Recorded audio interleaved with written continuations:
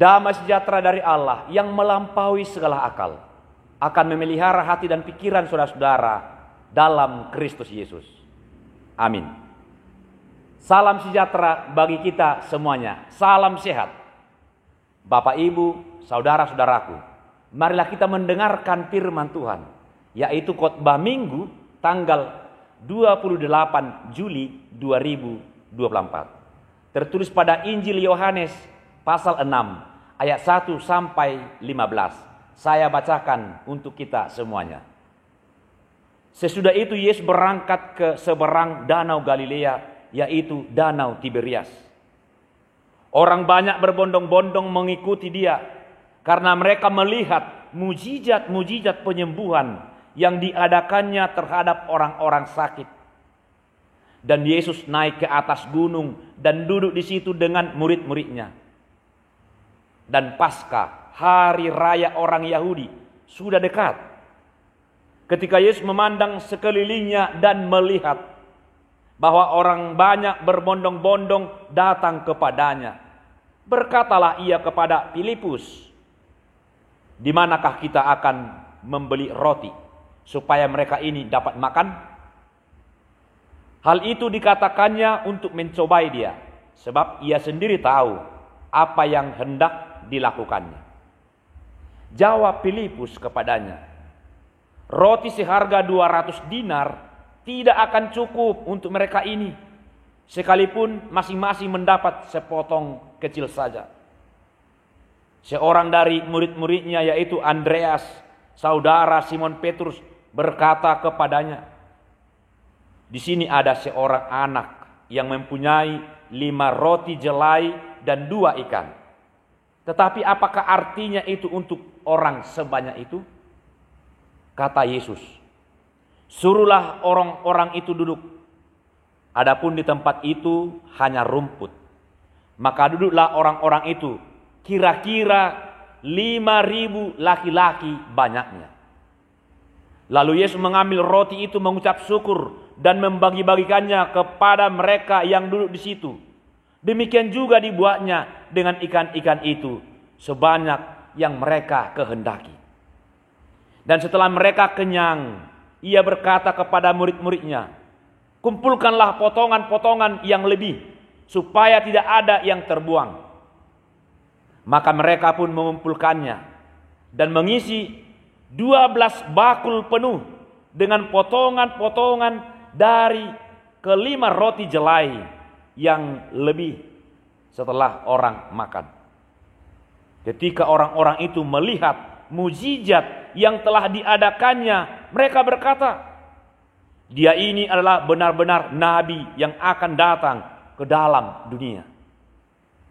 Karena Yesus tahu bahwa mereka hendak datang dan hendak membawa dia dengan paksa untuk menjadikannya dia raja, ia menyingkir pula ke gunung seorang diri. Para sahabat-sahabat saya, ada sebuah kisah seorang anak kecil, pekerjaannya adalah pemulung. Setiap hari dia memulung, tapi pendapatannya tidak tentu. Kadang sedikit, kadang cukup-cukup saja. Dan bahkan hanya untuk makan dia saja tidak mencukupi. Dia sering makan hanya sekali saja dalam satu hari. Bahkan beberapa kali tidak makan sama sekali sepanjang hari. Tapi walaupun begitu, anak kecil ini terus dia semangat untuk memulung. Karena hanya itu yang bisa dia lakukan pekerjaan. Tapi ada satu hal yang membuat dia sangat bahagia. Ketika dia mau pulang ke rumahnya setelah berhasil memulung, dia akan singgah berdiri di depan sebuah toko roti. Di situ dia sangat senang. Kenapa?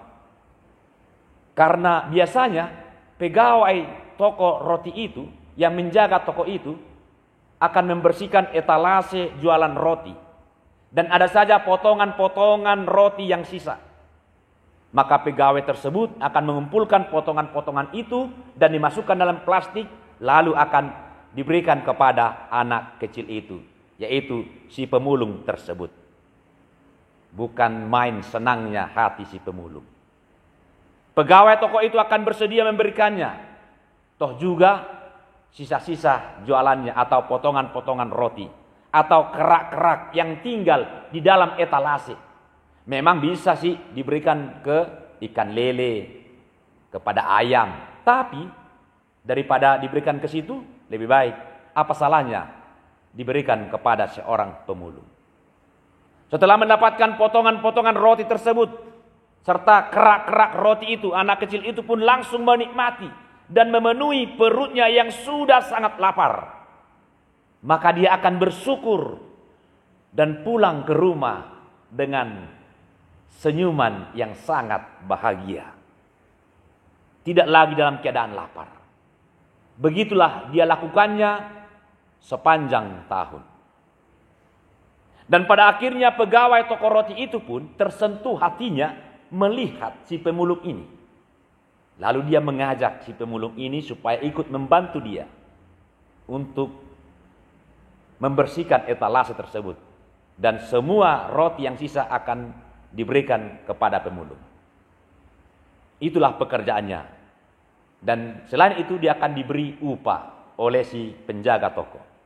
Tentulah tawaran itu dia terima dengan senang hati. Dia tidak lagi meminta-minta potongan itu. Dia tidak lagi meminta-minta mengharapkan kerak-kerak roti itu karena sekarang sudah menjadi miliknya. Dan tidak lama kemudian memang si penjaga toko roti ini sangat baik hatinya. Dia anjurkan supaya si pemulung ini supaya sekolah. Dan dia pun sekolah. Lalu pada akhirnya si pegawai toko roti ini melaporkannya kepada pemilik toko tersebut. Dan si pemilik itu pun dengan senang hati mau membiayai sekolah si pemulung ini. Dan mau mengangkatnya sebagai pegawainya di toko roti tersebut. Dan pada akhirnya dia berhasil menjadi pengusaha roti. Karena beberapa tahun kemudian toko tersebut diberikan oleh pemiliknya kepadanya, dipercayakan supaya dia mengelolanya. Dan dia menjadi pengusaha roti di kota tersebut. Para sahabat-sahabat saya, apalah artinya sepotong roti? Apalah artinya kerak-kerak roti, potongan-potongan roti bagi orang yang tidak lapar? Tidak akan berarti apa-apa. Tetapi coba tanya kepada orang yang lapar, seperti pemulung tersebut. Potongan-potongan roti, bahkan kerak-kerak roti, itu mempunyai sejuta arti baginya. Dan dalam Alkitab, ternyata Yesus Kristus tahu betul apa yang dirasakan oleh orang yang lapar. Dan dia beberapa kali memberi perhatian besar kepada orang lapar. Contoh dalam Matius 6 ayat 11. Yesus mengajarkan dalam doa Bapa kami, berikanlah kami pada hari ini makanan kami yang secukupnya. Nah, makanan yang secukupnya. Makanan dalam bahasa Yunani itu dikatakan ton arton, artinya roti. Mungkin bagi kita, bagi kita orang Kristen, sudah terbiasa berdoa di dalam doa Bapa kami, tidak ada lagi hal yang luar biasa, karena kita kurang merasakan hal-hal yang menggugah hati. Ketika kita mengucapkan, berikanlah kami pada hari ini makanan kami secukupnya. Padahal bagi Yesus yang mengajarkan doa tersebut, doa itu sangat istimewa untuk menggugah hati. Sebab dia sendiri tahu bagaimana rasanya orang menahan lapar. Dan keprihatinan Yesus ini terhadap orang lapar bukanlah kebetulan. Dan bukanlah terjadi hanya sekali saja, tetapi berkali-kali. Dan dia sendiri mengalami rasa lapar. Yesus merasa lapar. Matius 21 ayat 18. Lalu dia menyamakan dirinya juga dengan orang-orang lapar. Dia katakan seperti ini, Sebab ketika aku lapar, kamu memberi aku makan. Ketika aku haus, kamu memberi aku minum. Berarti dia menyamakan dirinya dengan orang-orang yang lapar dan haus. Dan Yesus menghargai roti karena ia tahu roti itu sangat berarti bagi orang lapar. Dan ia sangat solider bagi orang yang lapar. Dan dia mengundang bahwa kamu akan makan dan minum semeja dengan aku di dalam kerajaan. Lukas 22 ayat 30. Dan bukan hanya mengundang, malahan dia sendiri datang menawarkan makan bersama-sama. Lihat, aku berdiri di muka pintu dan mengetok. Jikalau ada orang yang mendengar suaraku dan membukakan pintu, aku akan masuk mendapatkannya dan aku makan bersama-sama dengan dia dan ia bersama-sama dengan aku. Wahyu 3 ayat 20. Bapak, Ibu, saudara-saudaraku, betapa Yesus sangat peduli kepada orang lapar dan haus. Betapa dia sangat solider kepada orang yang tidak mendapatkan makanan. Dan salah satu mukjizat yang terbesar atau katakan peristiwa yang sangat besar dalam sejarah Alkitab adalah Yesus memberi makan. Dan firman ini sangat populer, yaitu Yesus memberi makan 5.000 orang dengan 5 roti dan 2 ikan dan sisa 12 bakul. Luar biasa. Ini bukan sekedar mukjizat, tetapi sekaligus membuktikan bahwa Yesus sangat peduli kepada orang yang lapar. Dan keempat Injil itu pun mencatat peristiwa tersebut. Matius 14 ayat 13 sampai 21. Kita juga dapat menemukan di Markus 6 ayat 30 sampai 44, Lukas 9 ayat 10 sampai 17, dan firman Tuhan minggu ini Yohanes 6 ayat 1 sampai 15. Selain itu, hal yang juga menunjukkan peristiwa Yesus memberi 5.000 orang makan itu menunjukkan kedekatannya dengan orang banyak. Sebab dalam budaya Yahudi, makan bersama itu merupakan lambang adanya hubungan yang baik dan benar. Dan praktik hidup persaudaraan. Dan beberapa suku di Indonesia juga menganggap makan bersama itu sesuatu yang sangat penting. Dan itu merupakan sebagai lambang perdamaian, lambang penerimaan, empati, dan solidaritas. Itu sebabnya orang merasa heran ketika Yesus makan bersama-sama dengan pemungut cukai yang dicap sebagai orang berdosa. Dan yang mau dibuktikan adalah bahwa Yesus bersedia menerima dan mengampuni mereka. Makan bersama adalah tanda hubungan damai, hubungan yang baik. Sahabat-sahabat saya, Bapak Ibu jemaat Tuhan, dalam Injil Yohanes memang sedikit berbeda dengan Injil Matius, Markus, dan Lukas. Dalam Injil Yohanes ini penulis menampilkan kisah ini secara sistematis dan sangat lugas. Bila Injil Matius, Markus, dan Lukas, ketiganya memberi tekanan pada dasarnya adalah digerakkan oleh belas kasihan Yesus. Tetapi kalau Injil Yohanes ini menekankan pada pengajaran Yesus untuk hidup saling memberi. Melalui mukjizat ini, dia mengajarkan siapapun kita, apapun suku kita, bangsa apapun kita, dimanapun kita berada, supaya kita hidup saling memberi, saling menerima. Memberi dan menerima. Itu yang mau diajarkan. Di sini kita lihat, dia melibatkan Filipus, Andreas, bahkan seorang anak kecil, agar mereka mau hidup saling memberi. Dan di antara mereka yang 5.000 orang juga saling memberi satu dengan yang lain. Oleh karena itu pesan kisah ini dalam Injil Yohanes ini tidak sekedar agar pembaca mengetahui ini adalah salah satu kisah yang hebat yang dilakukan oleh Yesus. Ini adalah salah satu mukjizat Yesus. Bukan hanya di situ. Tapi ada tujuan daripada kisah ini. Dan pesannya terletak bukan pada apa yang dilakukan oleh Yesus kepada orang banyak. kepada murid-muridnya. Tetapi apa yang bisa kita pelajari dari kisah ini? Apa yang bisa kita pahami? Dan aksi apa yang akan bisa kita lakukan setelah kita mendengarkan khotbah ini? Apakah kita mau memberi makan orang yang tidak dapat makan? Ketika hati Yesus tergerak oleh belas kasihan, maka dia membuat mujizat. Yaitu mujizat menggerakkan hati dan mujizat menggandakan sehingga menjadi cukup. Dan mujizat itu selalu diawali ketika seorang anak kecil dengan rela hati mau memberi bekalnya. Maka ketika saudara mau saling memberi, percayalah, saudara akan mendapatkan mujizat dari Tuhan.